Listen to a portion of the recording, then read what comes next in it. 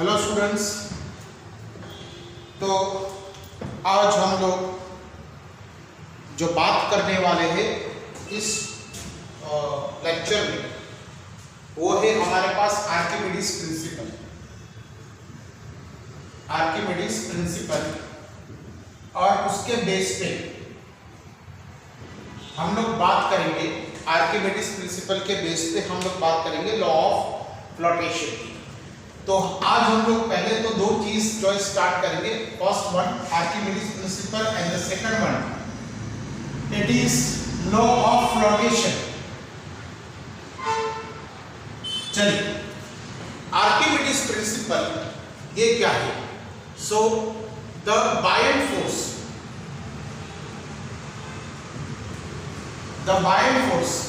exerted by the fluid is equal to the weight of fluid displaced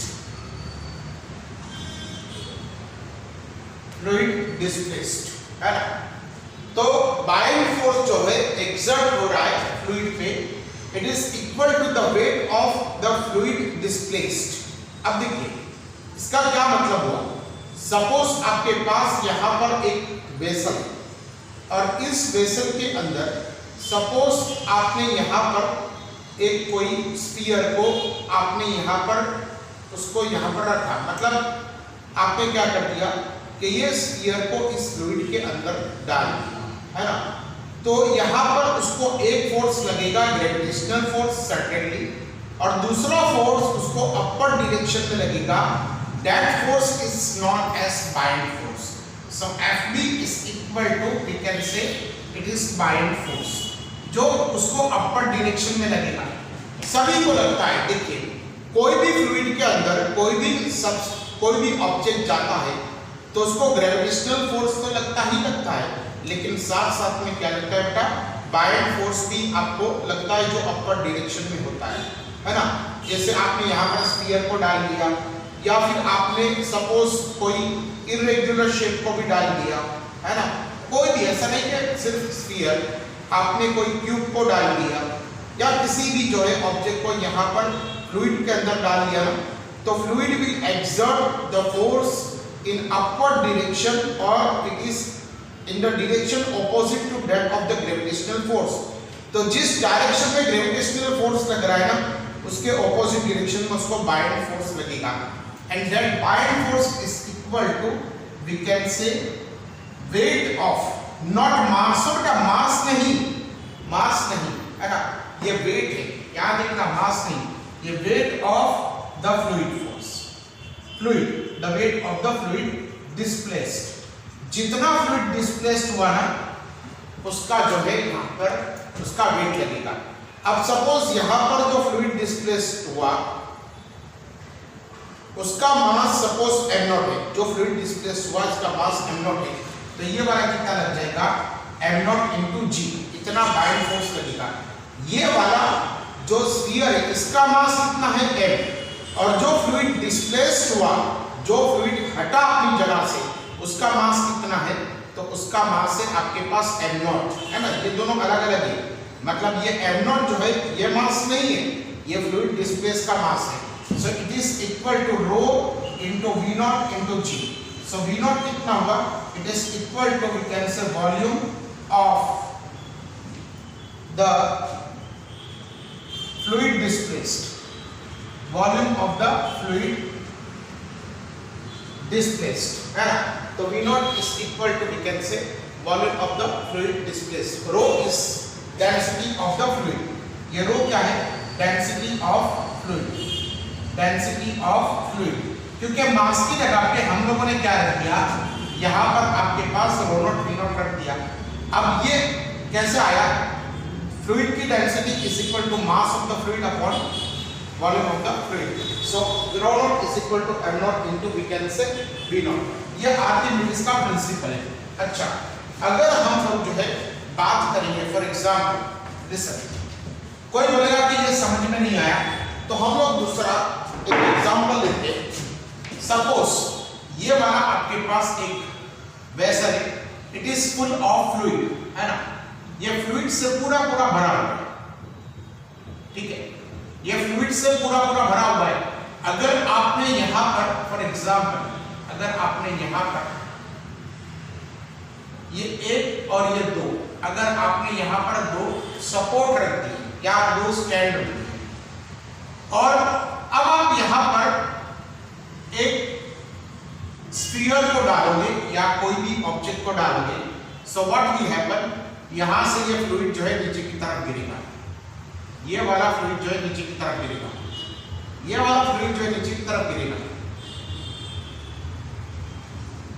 तो ये वाला fluid जो है नीचे की तरफ गिरेगा, तो यहां पर बहुत सारा फ्लूइड इकट्ठा हो जाएगा, है ना। अब ये फ्लूइड जो इकट्ठा हुआ, ये वाला और ये वाला फ्लूइड को आप इसका वेट कर लो, इसका क्या कर लो बेटा, वेट कर लो। क्या कर दिया आपने, सबसे पहले एक फ्लूइड का जो है फुल आपने एक वेसल ले लिया, उसके अंदर स्फीयर को आपने इमर्स किया, and after immersing the fluid sphere what will happen, यहां से उसका बहुत सारा जो है ये वाला फ्लूइड जो नीचे की तरफ गिर जाएगा। ये जो नीचे गिरा हुआ है ना फ्लूइड, इसको आप इकट्ठा करके इसका वेट कर लो, तो ये जो वेट आएगा घंटा इतना उसको बाइंडिंग फोर्स लगेगा, है ना। So binding force is equal to, we can say, ये वाला अगर मास इसका m0 है तो m0 into we can say g, अभी m0 की जगह पे आप ρ0 इनटू v इनटू g भी लिख सकते हो। अब ये v क्या है, v is the volume of the fluid displaced, the volume of fluid displaced, है ना, ये वाला हो जाएगा वॉल्यूम ऑफ फ्लूइड डिस्प्लेस्ड। इसका क्या मतलब हुआ, वॉल्यूम ऑफ फ्लूइड डिस्प्लेस्ड का मतलब क्या हुआ, ये वाला जो आपके पास है इसको हम लोग कहेंगे volume of fluid displaced is equal to volume of the object immersed, है ना। क्या मैं बताना चाह रहा हूं, यहां पर मैं बताना ऐसा चाह रहा हूं कि ये वाला जो स्फीयर है इसका जितना वॉल्यूम है उतने ही वॉल्यूम का यहां पर जो है ये वाला फ्लूइड डिस्प्लेस होगा। So v is equal to, we can say v0, यहां पर v is equal to v0, ये वाला जो हो जाएगा volume of the fluid displaced, ये वाला जो हमारे पास इसका लॉ ऑफ आर्किमिडीज हो गया। अब लॉ ऑफ आर्किमिडीज के बाद हम लोग जो है फ्लोटेशन पढ़ेंगे, लॉ ऑफ फ्लोटेशन पढ़ेंगे, और लॉ ऑफ फ्लोटेशन पढ़ने के बाद हम लोग बर्नौलीज इक्वेशन हम लोग इसको डिराइव करेंगे। सो लॉ ऑफ फ्लोटेशन, इसमें यह है कि अगर आपके पास यहां पर फ्लूइड में कोई ऑब्जेक्ट है ना, सपोज ये वाला आपके पास एक ऑब्जेक्ट है, ये ऑब्जेक्ट का वेट w है और इस पे बाइंड फोर्स लग रहा है Fb, तो यहां पर जो है if w is greater than Fb, ये w जो है Fb से ग्रेटर है, तो the weight is greater than Fb, so the object will sink, ये डूब जाएगा, है ना, तो the object will sink। Second वाला है, अगर जो है यहां पर फॉर एग्जांपल यहां पर इसका वेट है और यहां पर इसका बाइंड फोर्स है ना, if they are equal, so w is equal to Fb, if w is equal to Fb, then the object will float at any depth, है ना, किसी भी डेप्थ पे वो फ्लोट करेगा। फॉर एग्जाम्पल अगर हम लोग जो है सबमरीन है, सबमरीन में से अगर हम लोग वाटर को निकाल लेते, उसके अंदर वाटर टैंक्स होते हैं, उसमें से पूरे वाटर को बाहर निकाल दिया, तो इसका वेट जो है ना वो कम हो जाएगा, किससे, Fb से, है ना। तो ये सबमरीन वो सरफेस पे आ जाएगी। अब इसके अंदर टंकियों के अंदर पानी भर लिया गया और उसका वेट और बाइंड फोर्स दोनों इक्वल हो गया, तो वो सबमरीन पानी के अंदर जो है, पानी के अंदर उतने ही जो है डेप्थ में, जितनी डेप्थ में वो है वहां पर फ्लोट करेगी। और थर्ड वन जो है, अगर W is less than Fb, तो the object will will not sink but it will float on the surface. It will float on the surface, है ना। तो सरफेस पे क्या होगा, फ्लोट करेगा। तो बहुत सिंपल है, अगर वेट ज्यादा हुआ बायड फोर्स से तो वो डूब जाएगा। वेट इज इक्वल टू बायड फोर्स हुआ तो किसी भी डेप्थ पे या किसी भी हाइट पे बॉटम से वो फ्लोट करेगा। और अगर W लेस देन FP हुआ तो the object will float on the surface. ये वाला आपके पास उसका ये आ गया। अब हम लोग आगे बढ़ेंगे। फॉर एग्जांपल देखिए, अगर हम लोग जो है आगे बढ़े, यहां पर देखिए, यहां पर आपके पास फॉर एग्जांपल यहां पर छोटी वाली आपके पास एक नेल है ना। तो ये नेल जो है ये पानी के अंदर क्यों डूबती है मालूम है? क्योंकि ये इतना सा फ्लूइड डिस्प्लेस करती है। अगर इतना सा फ्लूइड डिस्प्लेस करेगी तो उसका वेट कितना होगा, तो बहुत कम उसका वेट होगा। तो यहाँ पर जो बाइंड फोर्स लगता है ना, उससे कहीं ज्यादा W is very much greater than bind force, है ना। तो ये डूब जाती है। अब सपोज यहाँ पर आपके पास फॉर एग्जांपल यहाँ पर अगर आप देखोगे तो ये वाला जो है आपके पास एक बड़ा सा सी है या ओशन है। तो यहाँ पर जो है ये वाली जो आपके पास स्टीमर है या आपके पास जो बोट है या शिप है, वो कितना जो है वाटर को डिस्प्लेस करेगी, तो वो वाटर को डिस्प्लेस करेगी नियरली 3 स्विमिंग पूल जितना। 3 स्विमिंग पूल में जितना वाटर आता है ना, उतना ही approximately, I am not saying exactly but approximately इतना ही वाटर को डिस्प्लेस करेगी। तो इसको कितना सारा बाइंड फोर्स लगेगा, तो 3 स्विमिंग पूल में जितना वाटर हुआ ना, वो वाटर का वेट उतना उसको बाइंड फोर्स लगेगा। तो ये bind force it is enough to get this boat or to get this ship float on the surface of the water। तो ये वाला जो है इसको कितना वेट लगेगा। तो ये वाली जो है आपके पास ये नेल जो है डूब जाती है और ये वाली जो है नहीं डूबती। फिर उसके बाद अगर हम लोग आगे बढ़ेंगे फॉर एग्जाम्पल, तो हम लोग जो है नेक्स्ट पढ़ते हैं बर्नौलीज इक्वेशन। बर्नौलीज इक्वेशन, अब ये बर्नौली इक्वेशन क्या है? तो Bernoulli equation is like this, P1 plus 1/2 rho V1 square plus H1 rho G is equal to P2 plus 1/2 rho V2 square plus H2 rho G, है ना। ये वाला आपके पास बर्नौली का इक्वेशन है। इसको हम लोग कहेंगे प्रेशर हेड, इसको हम लोग कहेंगे वेलोसिटी हेड और इसको जो है हम लोग कहेंगे, ओके मैं आपको आगे बढ़ाता हूँ, ठीक है। इसको हम लोग कहेंगे एचरो जी को प्रेशर हेड और उसके बाद जो है वेलोसिटी हेड और उसके बाद गेज है ना। अब हम लोग जो है सपोज यहाँ पर फॉर एग्जाम्पल यहाँ पर ये वाला हमारे पास एक ट्यूब है, ये वाला हमारे पास एक ट्यूब है ना। चलिए इसको ऐसे लिखते हैं हम लोग,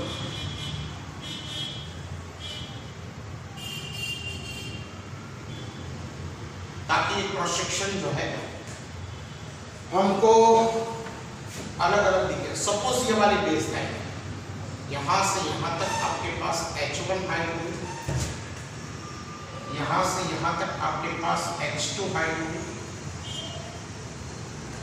यहाँ पर उसको प्रेशर लगा केवल, है ना। यहाँ पर इसका क्रॉस सेक्शनल एरिया हो गया A1 और यहाँ पर जो इसकी वेलोसिटी हो गई V1। मतलब फ्लूइड जो है ऐसे चल रहा है ना। The fluid is flowing like this, ये वाला फ्लूइड इस डायरेक्शन में चल रहा है, इस डायरेक्शन में चल रहा है। So let us say this is number 1 and this is number 2, है ना। ये वाला क्रॉस सेक्शन को हम लोग नंबर 1 कहेंगे, ये वाला क्रॉस सेक्शन को हम लोग नंबर 2 कहेंगे।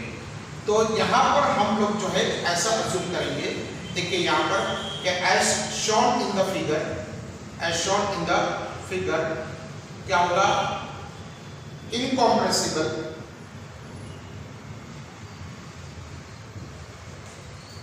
फिर उसके बाद इरोटेशनल, और फिर उसके बाद जो पहला जो था ना हमारे पास क्या था, इरोटेशनल एंड पहला वाला जो था as shown in the figure, incompressible, irrotational and streamline नहीं, पहला वाला जो था स्ट्रीमलाइन, इरोटेशनल, इनकम्प्रेसिबल एंड पहला वाला हमारे पास जो कौन सा फ्लो था, मैं एक मिनट ये वाला में देखिए आपके पास, तो ये वाला जो होगा fluid is varying cross sectional area, तो एक मिनट, स्टेडी, यस, ये वाला हो गया हमारे पास स्टेडी फ्लो, एक मिनट,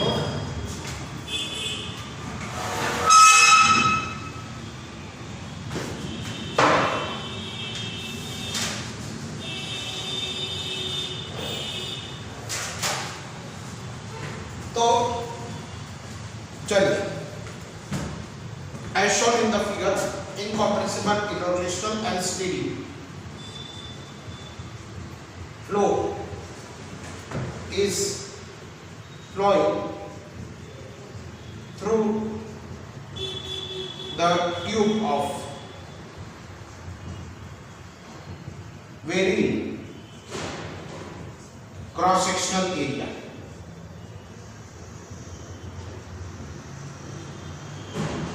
क्रॉस सेक्शनल एरिया है ना। अब यहां पर हम लोगों ने इनकॉम्प्रेसिबल लिखा है, मतलब डेंसिटी सेम रहेगी, इरोटेशनल लिखा है मतलब टॉर्क 0 होगा, और स्टेडी फ्लो मतलब यहां पर V1 और V2 भी वेल डिफाइंड होगी, यहां पर V1 और V2 आर वेल डिफाइंड। अगर हम लोग आगे बढ़ेंगे तो इसका हम लोग लिखेंगे 8.1 है ना। तो 8.1 प्रेशर इस P1, यहां पर प्रेशर P1 है, यहां पर क्रॉस सेक्शनल एरिया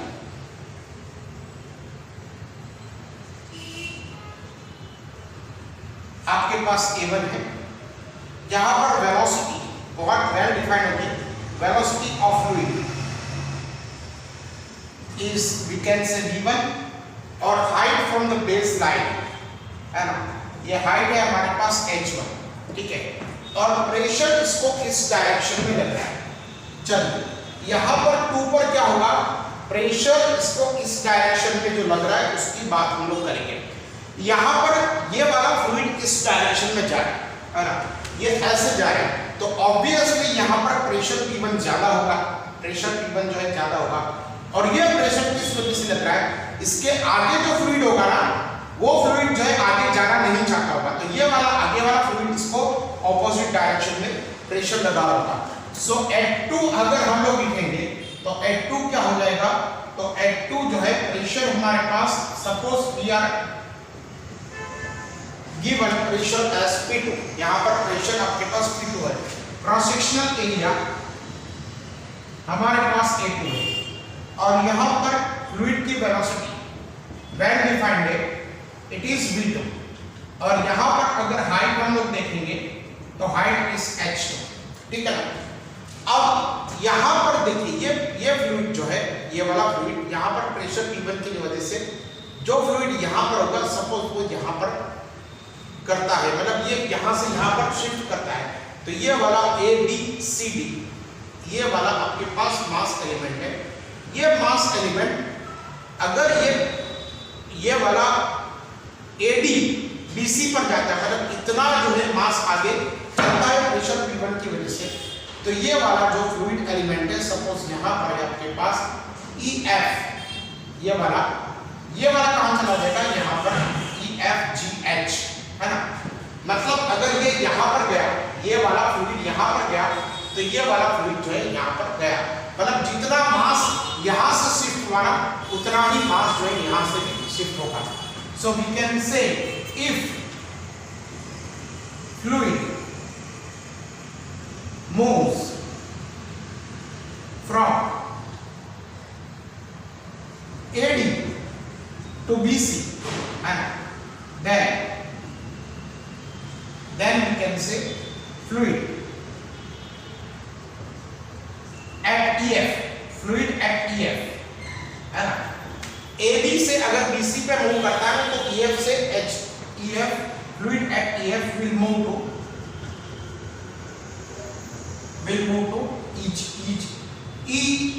EHG, है ना। ये HG पे मूव करेगा। क्या मतलब हुआ इसका, यहां पर अगर M जितना मास आगे बढ़ता है तो M जितना मास वहां से भी आगे की तरफ से भी जो है उसको निकल जाएगा। अब हमको क्या करना पड़ेगा, इसको यहां से यहां शिफ्ट करने में कोई वर्क करना पड़ेगा, है ना। So we can say here that W1 is the work done on the fluid at AD. So W1 is equal to work done on the fluid, और ये वाला जो है, ये वाला फ्लूइड पे इसके आगे वाला फ्लूइड जो है ये डायरेक्शन में प्रेशर लगाएगा। So W2 is work done by the fluid, ये कौन सा फ्लूइड की बात कर रहे हैं, देखिए अगर आई रिपीट क्या हो रहा है, यहां से यहां तक में आपको W1 जितना वर्क डन करेंगे ना तो ये वाला फ्लूइड कितना शिफ्ट होगा, और ये वाला फ्लूइड जो है इस पे वर्क डन करेगा, है ना। इस पे ये वाला फ्लूइड से वर्क डन, उसको हम लोग W2 कहते हैं। सो W2 is the work done by the fluid. चलिए, है ना। तो इतना जो है इसकी नोट बनाइए, फिर बाद में हम लोग आगे बढ़ते हैं। कितनी नोट बनाइए, ओह माय गॉड, इसको थोड़ा सा ऊपर, चलिए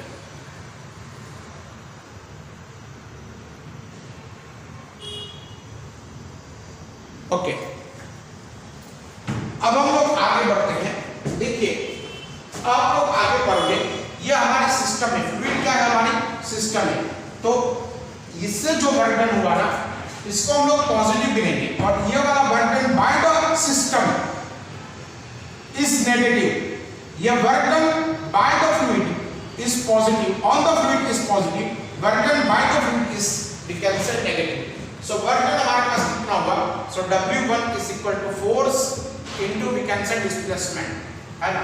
तो force into displacement, so W1 is equal to F1, F1 कितना हुआ बेटा, P1 into A1, है ना, F1 into P1, और D1 की जगह पे क्या हुआ, V1 into T1, because velocity v1 is equal to L1 by T1, है ना, या तो T। तो ये वाला जो है हमारे पास W1 is equal to P1 A1 V1 into we can say T, है ना, क्योंकि ये वाला लेंथ जो है ना यहाँ से यहाँ तक का लेंथ अगर L1 है ना तो V1 is equal to L1 into T। So W1 is equal to we can say चलिए इसको हम लोग L1 लिखते हैं, कोई बात नहीं, चलिए कोई बात नहीं, इसको हम लोग L1 लिखते हैं। So P1 into A1 L1 is equal to V1, ये V1 क्या है बेटा, वॉल्यूम है। चलिए इसको हम लोग वॉल्यूम लिखते हैं, है ना, L1 लिखते हैं। ये वॉल्यूम, ये वाला फ्लूइड यहाँ से यहाँ तक इसको गया तो ये वाला हो जाएगा V1, where V1 is volume of fluid displaced। चलिए कोई बात नहीं, फ्लूइड डिस्प्लेस्ड। अब ये वाला बर्डन हम लोगों ने किया, है ना, pressure applied by us.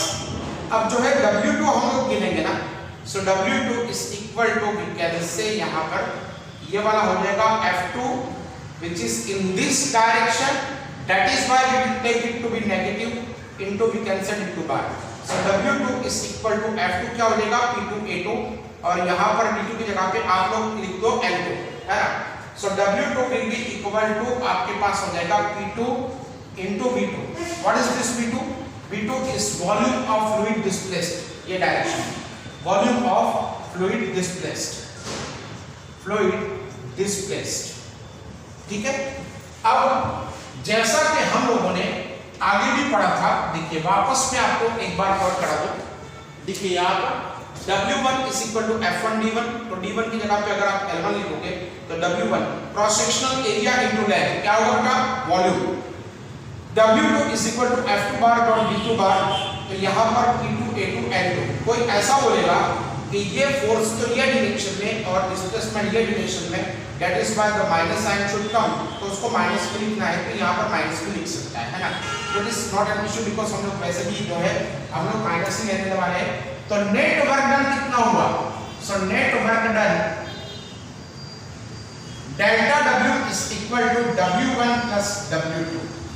So delta W is equal to P1 V1 minus we can say P2 V2. Okay, P2 V2. अब देखिए यहाँ से यहाँ तक जितना वॉल्यूम गया होगा, मतलब ये डायरेक्शन में उतना ही वॉल्यूम बाहर आया होगा ना, मतलब ये फ्लूइड का जितना वॉल्यूम यहाँ पर एंटर हुआ होगा उतना ही वॉल्यूम जो है वहां से बाहर निकला होगा। सो we can say V1 is equal to V2, है ना। Let us say it is equal to we can say V. तो delta W is equal to we can say यहाँ पर क्या हो जाएगा P1V minus we can say P2V. So delta W is equal to we can say P1 minus P2 into V. So ये वाला कितना हो गया delta W is equal to we can say delta P into V. ये वाला आपके पास net work done हुआ। तो नेट वर्क डन हमने फ्लूइड पे कितना कर दिया delta P into we can say V, इतना जो है हम लोगों ने नेट वर्क डन किया। यहाँ पर जितना जो है अगर आप देखोगे जितना वॉल्यूम गया फ्लूइड का उतना ही वॉल्यूम यहाँ से बाहर निकल गया। तो ये वाला जो है हमारे पास हो गया डेल्टा P into V। अब ये जो नेट वर्क डन है ये इसने क्या कर दिया, इसने जो है ये वाली जो इसकी काइनेटिक एनर्जी थी और पोटेंशियल एनर्जी थी उसको चेंज कर दिया। So according to work energy theorem net work done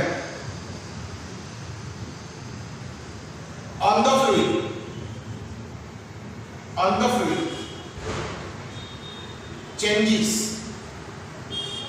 kinetic energy and potential energy of the fluid। चलिए अब हम लोग क्या करेंगे, तो change in kinetic energy is equal to delta K is equal to ये वाला हो जाएगा हमारे पास final kinetic energy 1/2 m v2 square minus 1/2 m into v1 का स्क्वायर, है ना। तो फाइनल काइनेटिक एनर्जी यहाँ पर उसकी होगी 1/2 m v2 स्क्वायर और यहाँ पर होगा 1/2 m v1 square. So delta K is equal to 1/2 m और यहाँ पर आपके पास हो जाएगा v2 स्क्वायर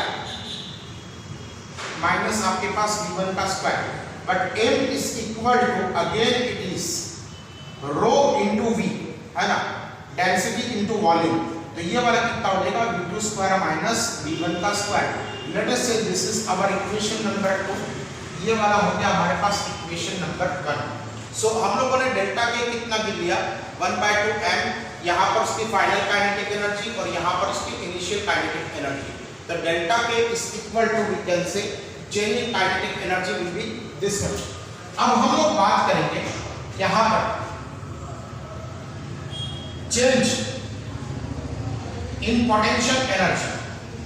तो delta U is equal to ये वाला हो जाएगा फाइनल माइनस इनिशियल, यहाँ पर पोटेंशियल एनर्जी माइनस यहाँ पर potential energy. So delta U is equal to mgh2 minus mgh1। तो ये वाला कितना हो जाएगा delta U is equal to rho v, है ना, रो v m की जगह पे rho v g h2 minus rho v g h1। So delta U is equal to ये वाला रो v g, ये वाला हो जाएगा आपके पास h2 माइनस h1, ठीक है। तो डेल्टा U मतलब उसकी पोटेंशियल एनर्जी में कितना चेंज हुआ rho Vg into h2 minus h1। Okay, so write down इतना लिखो, फिर हम लोग जो है आगे बढ़ते हैं। ओके, इसको वीडियो को पॉज कर लीजिए, इतना लिखिए, लिख लिया, मिटा दो। चलिए अब हमारे पास क्या था कि now we know this formula that is net work done जो हुआ उसमें से उसकी नेट वर्क डन उसकी काइनेटिक एनर्जी को चेंज करने में यूज हो गया और पोटेंशियल एनर्जी को चेंज करने में यूज हो गया। तो ये वाला कितना हो गया P1 minus P2 into V, ये था ना डेल्टा W, और ये वाला कितना था 1/2 रो into V, यहाँ पर आपके पास आ जाएगा V2 square minus V1 square और यहाँ पर रो into V into G, ये V जो है वॉल्यूम है, ये V जो है वॉल्यूम है, और यहाँ पर आपके पास H2 माइनस H1, क्या हो गया आपके पास H2 माइनस H1। अब सारे में से भी ये सारे पूरे जो आपके पास इक्वेशन है उसमें से आप V को निकाल दो। तो ये वाला कितना हो जाएगा P1 minus P2 is equal to 1/2 rho into V2 square minus V1 square plus rho G into we can say H2 minus H1। ठीक है, सो ये वाला कितना हो गया P1 minus P2 is equal to 1/2 rho into V2 square minus 1/2 rho into V1 square plus ये वाला हो गया rho G H2 minus rho G H1। ठीक है ना, ये वाला हो गया आपके पास P1 माइनस P2। अब इसको हम लोग क्या करेंगे, जो 1 वाले टर्म है ना, ये 1, ये वाला भी 1 और ये वाला भी 1, ये सारे टर्म्स को एक साइड पे इकट्ठा करेंगे और जो 2 वाले टर्म्स है ना उसको हम लोग दूसरी साइड पे इकट्ठा करेंगे। तो ये वाला कितना हो गया P1 plus 1/2 rho V1 square देखिए है ना plus H1 rho G is equal to P2 plus 1/2 rho V2 square plus H2 rho G। क्या मतलब उसका P plus 1/2 rho V square plus H rho G is equal to आपके पास क्या आ गया बेटा, कांस्टेंट आ गया। इसको हम लोग कहेंगे कांस्टेंट। अब इसको हम लोग कहेंगे कांस्टेंट, तो ये जो P हो गया ना, ये वाला आपके पास हो गया, इसको हम लोग कहेंगे प्रेशर है। ये P जो है ना, इसको हम लोग कहेंगे प्रेशर है, P को हम लोग कहेंगे प्रेशर है। और दूसरा जो है इसको हम लोग कहेंगे वेलोसिटी है। ये वाला जो है ना, इसको हम लोग कहेंगे वेलोसिटी है। और तीसरा जो है आपके टेक्स्ट बुक में दिया हुआ है, उसको मुझे ढूंढना पड़ेगा। और एक मिनट, कहाँ गया,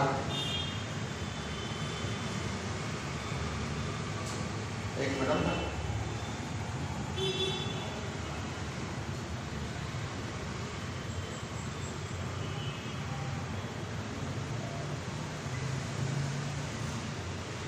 इसको हम लोग कहेंगे प्रेशर हेड, वेलोसिटी हेड। एक मिनट, किसी दूसरी बुक में मैं देखूं तो ये वाला जो है आपके टेक्स्ट बुक में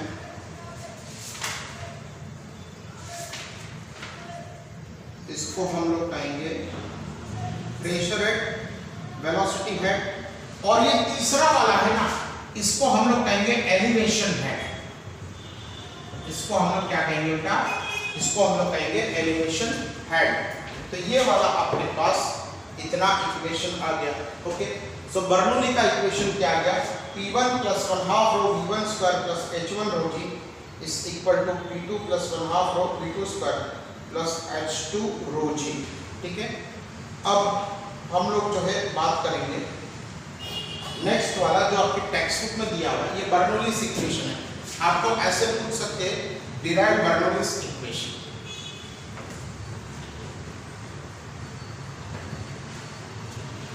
चलिए अब हम लोग नेक्स्ट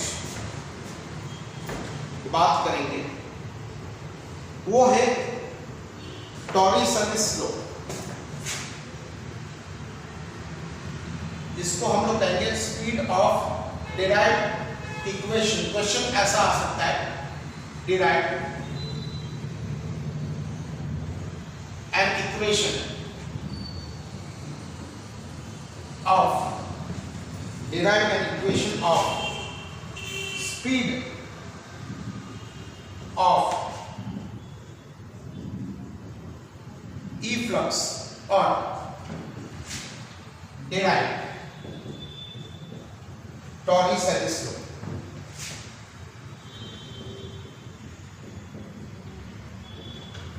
देखिए ये टॉरिसेली लॉ, इसको हम लोग जो है यहाँ पर डिराइव करेंगे। ठीक है,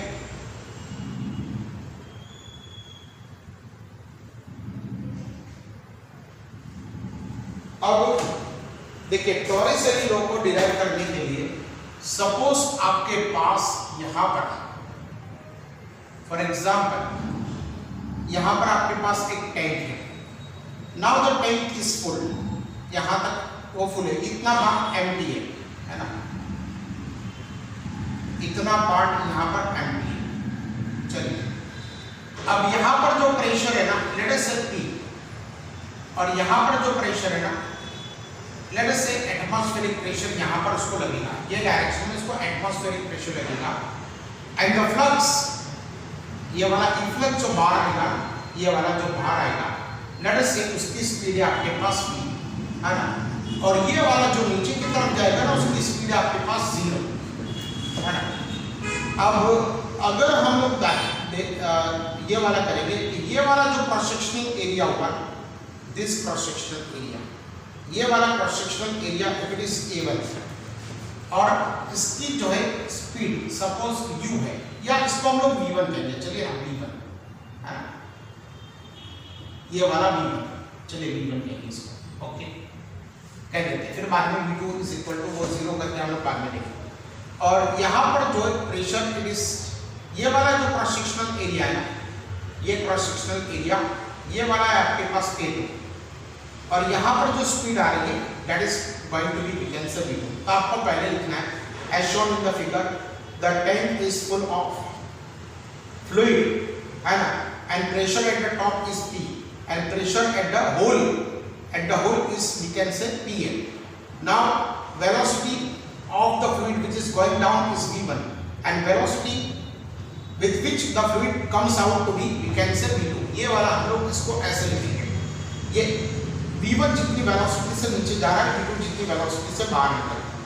Now according to law of continuity, है ना, according to equation या law of continuity, अगर हम लोग law of continuity अगर हम लोग इसको डिफाइन करते हैं, for example law of continuity, तो this A1 V1 is equal to we can say A2, है ना, तो ये वाला कितना हो जाएगा हमारे पास V1 is equal to A2 V2 upon we can say V1, V1 is equal to A2 V2 upon V1, ना A1 आएगा, ओके A1 आएगा, so V1 is equal to A2 V2 upon A1। Let us say this is our equation. पहले 4 आपको lines लिखनी है इसके description में, कैसा as shown in the figure, the tank is full of fluid, pressure at the top is P, and cross sectional area of the tank is A1. Now the fluid is going down with velocity v1, and the efflux which is coming out is with velocity v2. The cross sectional area of hole is we can say A2, or pressure at the hole is we can say PA.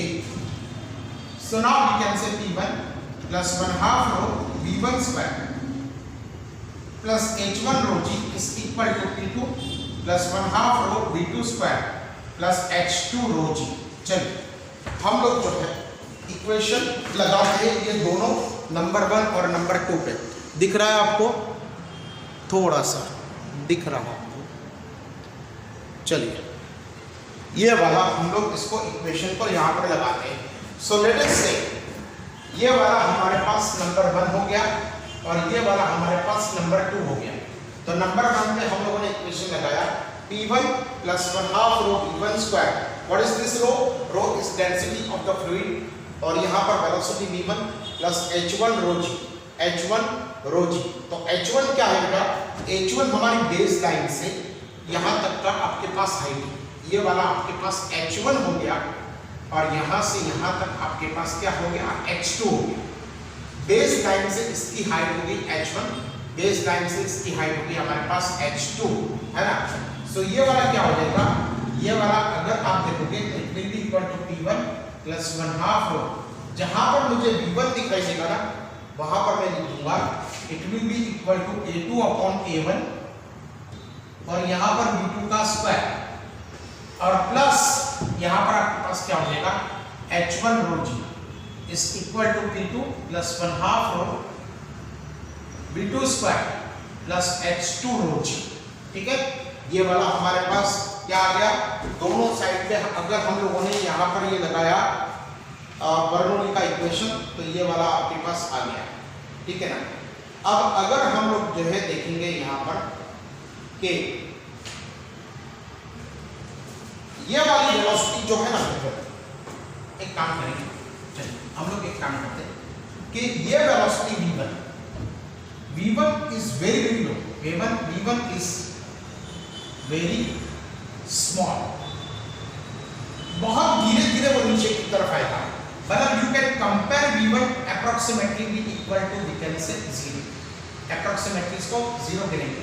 ये वाला कितना आ जाएगा P1 plus H1 rho G is equal to P2 plus 1/2 rho V2 square plus H2 rho G।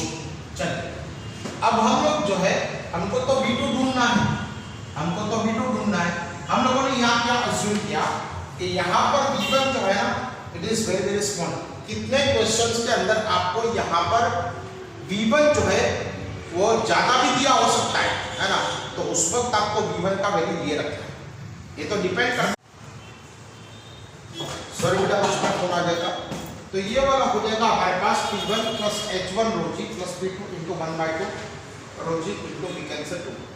अब अगर आप इसको देखोगे यहाँ पर, ठीक है, तो ये वाला जो है हमारे पास, अगर हम लोग इसको इधर लेके आ जाएंगे, सो it is P1 minus P2 और ये वाला इधर आ जाएगा H1 rho G minus H2 rho G is equal to 1/2 rho into we can say V2 square. So P1 minus PA, ये वाला हो जाएगा P माइनस PA, ये वाला P माइनस PA प्लस ये वाला हो जाएगा H1 minus H2 into rho G is equal to we can say 1/2 rho into V2 square. ठीक है, ये वाला हमारे पास P माइनस PA ये वाला हो गया। अब हम लोग जो है इसको पूरा इसको ऐसा ले जाते हैं, सो ये वाला हो जाएगा आपके पास 2 times P minus PA plus 2 times H1 minus H2 into rho G upon rho is equal to क्या हो जाएगा बेटा आपके पास V2 का स्क्वायर। सो V2 जो है आपके पास क्या हो गया 2 टाइम्स P माइनस PA और ये वाला आपके पास कितना हो गया। अब अगर हम लोग जो है बात करेंगे, ये वाला मैं मिटा देता हूँ, अब ये वाला मैं मिटा देता हूँ यहाँ पर, और ये वाला हम लोग आगे बढ़ाएंगे। So V2 is equal to square root of 2 times P minus PA और ये वाला 2 into H1 minus H2 into rho G upon we can say rho. तो ये वाला V2 क्या हो गया, ये V2 हमारे पास ऐसा हो गया 2 into P minus PA upon rho plus 2 H2 minus H1। Late us से ये वाला H2 माइनस H1 को अगर हम लोग y कहेंगे so it is equal to 2yg, है ना। ये वाला कितना हो जाएगा, rho and rho will get cancel. So V2 is equal to 2 times PA minus PA into square root of 2yg। तो ये वाला क्या हो गया हमारे पास, ये वाला इक्वेशन हो गया 2 into P minus PA into 2yg। चलिए अब आपकी टेक्स्ट बुक में जो है क्या अज्यूम किया है कि ये V1 जो है it is very very small और यहाँ पर आपको ये 0 लेना है, लेकिन हर बार ऐसा नहीं होगा, हर बार जो है ऐसा नहीं भी हो सकता है कि V1 0 हो जाए। तो अगर V1 0 न हो तो आपको इक्वेशन ऑफ कंटिन्यूटी लगाना है। अगर देखिए यहाँ पर ये ओपन एंड हो तभी भी ये इक्वेशन नहीं लगेगा। क्यों नहीं लगेगा, यहाँ पर ये पूरा के पूरा क्लोज है ना, तब उसका प्रेशर P है, लेकिन ये ओपन हो तो यहाँ पर एटमॉस्फेरिक प्रेशर आ जाएगा। तो एटमॉस्फेरिक प्रेशर अगर यहाँ पर रखोगे तो 2 times PA minus PA upon rho into 2yg। तो if this vessel is open, है ना, तो यहाँ पर आप लिखोगे if the vessel is open. तो अगर वेसल ओपन हुआ तो V2 कितना आ जाएगा, ये वाला आ जाएगा 2yg, है ना, या 2yg, ये वाला हमारे पास हो सकता है। इसका वेरिएशन चलिए इसको आप लिखिए, फिर बाद में हम लोग आगे बढ़ते हैं। तो इसके अंदर जो है अलग अलग, इसको वीडियो को पोस्ट कर लीजिए, वीडियो को पोस्ट करके फिर हम लोग जो है आगे बढ़ते हैं। चलिए तो हम लोगों ने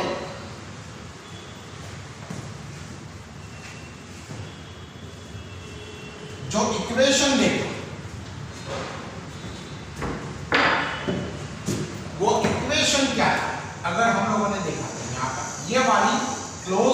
10 थी और यहां से ये वाला V2 जितनी स्पीड से आ रहा था, तो V2 का फॉर्मूला क्या था? It was square root of 2 into P minus PA upon rho into 2yg, ये वाला फॉर्मूला था। अब इसके अंदर केस नंबर अगर हम लोग 1 लेंगे तो केस नंबर 1 के अंदर हमारे पास क्या हो जाएगा?